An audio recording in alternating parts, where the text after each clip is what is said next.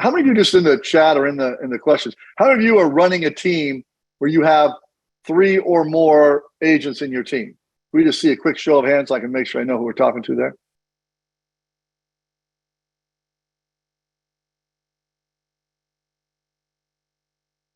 $20 agents, got it. Okay, good. Picking your agent in this program matters, okay? And remember, agents very rarely are good at anything for a sustained period of time. So don't be afraid to toggle agents in and out, because what happens is they come in, they're hungry.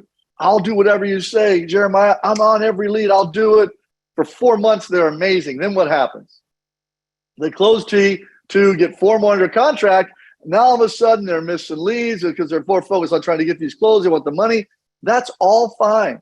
We teach our team leaders to toggle people in and out. We have a mandatory weekly 15-minute huddle every Friday, 8:15 a.m., where our team leaders and the agents in their team meet 8:15. And they go over where they are. They pull up Ojo.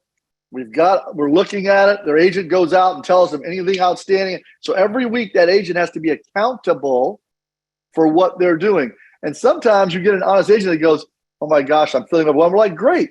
Put yourself on do not disturb for a couple weeks while you get caught up. What you can't do is continue to be bad at it while you're babysitting transactional deals, and then you fall off the algorithm. A long illness is generally a sure death. So the longer you're bad at it, then you hurt the whole thing. You got to start all over again and reboot. It doesn't work. So we teach our leaders, tell an agent, hey, this is great. You had a life event. You've got 4 closings. You're having stress. Put it on do not disturb. Let's get through these conversions. Then when you come back on, be mentally ready to go do what you got to do. That's part of leadership. If you let them continue to push a bad position, it is your problem and will be your fault as a leader because you'll hurt lead flow. Thoughts, Jeremiah?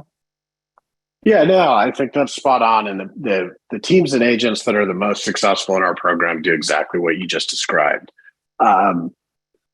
One of the things to be clear on is that we also look at the team as an aggregate. And there are plenty of times where team leaders don't do a good job managing the agents on their team, and they have 1 or 2 agents that become a boat anchor for the remainder of their team.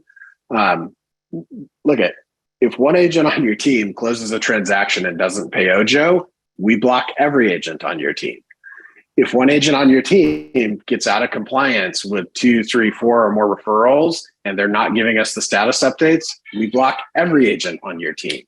The assumption here is that you as the team leader are doing part of the job that Ojo would typically do, which is holding your team accountable and ensuring that we get results and we are succeeding with and through you. And so you need to make sure that you're doing what Steve is telling you to do and looking at your agent dashboard and your team dashboard. The single biggest thing that's going to happen for you is having an accountability dashboard, period, right? If you don't have that, it's a nightmare for you, right? Now, at Rise, I'm going to give you an example. This is what we show them every single month, and then every week they can ask for the audit anytime they want to.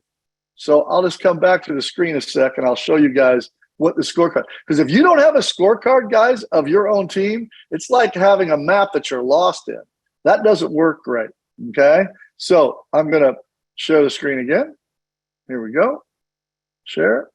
Pull this up. So now you guys see the scoreboard. So we literally track, we give them points for closings. We track click to claim times. We track percentages. We track 30-day alerts sent, what you clicked on. And then we rate you all with the point total so you can never hide in this deal, ever. Okay? So as you guys think about it, if you're not meeting at least once a week for 15 minutes, you put yourself in harm's way. And to Jeremiah's point, if you caught this, this is key. 4 agents in the program, 1 agent being awful, that hurts everyone's lead flow. That's why the leader, the person in charge, has to be somebody who's willing to be what I call the accountability lead for the account. And it might not be you. You might allocate an agent or a sales manager or whoever, but somebody has to own the accountability to say, you're in, you're out. My teams toggle people in every single month. There's new people coming in and out. They don't keep the same people. Because you have one bad week, we say you have a week to correct it. Oh, I got busy. I couldn't update that week. I forgot that. Well, I always say excuses or results. You don't get both, so let me know what you want. The reality is it didn't work. That's it. They're no longer in the game. Now I'm going to bring somebody new in.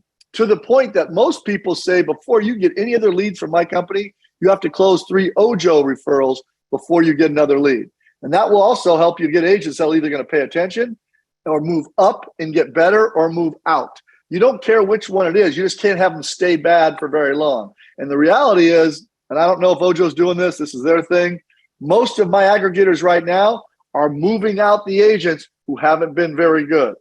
They're looking for the best agents now, pure and simple. They're going to give them more at-bats. So the better you get, the more you get. The less well you do, the less you're going to get. And this market's going to get tougher again. So market share is what we want right now over mind share. Yep. Maggie asked a question, and it's tangential to what Danielle was asking. Maggie, so if you email into support, you ask to add team members today. In almost every market across the country, we have far more demand for agents wanting to join the network than we currently have referrals to feed them. And so we have generally either paused or slowed down net new team additions. Now, that being said, if you have agents on your team today that are underperforming and you want to swap them out, we absolutely are doing that today. And so if you have questions or you run into problems, I put my email in the chat. You can email me. But if you just go straight through the support@ojolabs.com channel, you should be able to make team substitutions without any problem. We're just paused on team additions until our lead volumes increase and warrant adding more people. Danielle's question is slightly different, which is, if I win a lead as a team leader, can I hand that off to agents on my team? And the answer is yes, people do this every day within our platform. What we ask is that if you have agents on your team that are working Ojo leads, we need to get them onboarded so we can see who they are and what they're doing. Because otherwise what ends up happening is everything sits in your bucket.